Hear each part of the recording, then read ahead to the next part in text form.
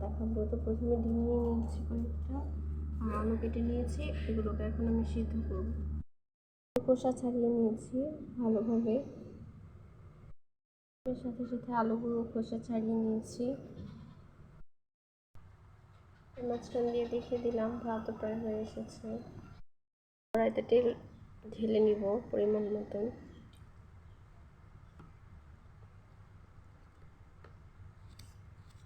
তারপর সামান্য পরিমাণ লবণ দিয়ে দেব, একটু হলুদের গুঁড়া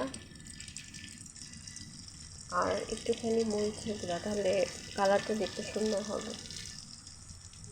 তারপর তেলটা গরম করে নিব, তারপর একে একে ডিমগুলো ছেড়ে দেব।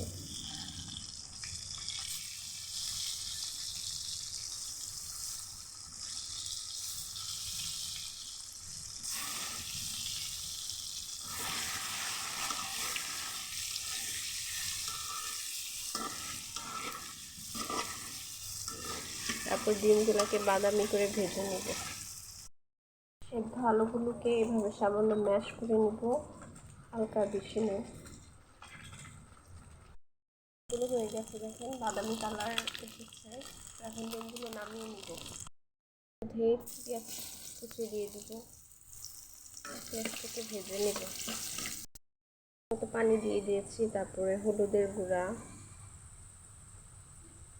মরিচের গুঁড়া দিয়ে দিব। আমরা ঝাল যেহেতু একটু বেশি খাই, জন্য আরেক চামচ দিয়ে দিব। লবণ দিয়ে দিব পরিমাণ মতো, যেহেতু আমি আলুটা লবণ দিয়ে সিদ্ধ করেছি সেই জন্য অল্প দিয়ে দিব। আর এক চামচের মতো দিয়ে দিব ধনিয়ার গুঁড়া। ভালোভাবে কষিয়ে নিব। দেখেন প্রায় কষানো হয়ে গেছে, তেলটা উপর ভেসে গেছে। এখন আমরা এই আলুগুলো দিয়ে দিব,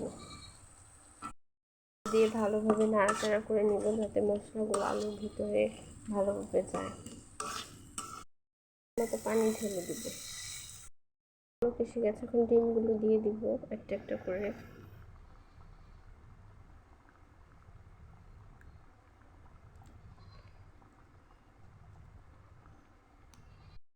তরকারিটা প্রায় হয়ে এসেছে, এখন নামিয়ে গরম গরম পরিবেশন করব।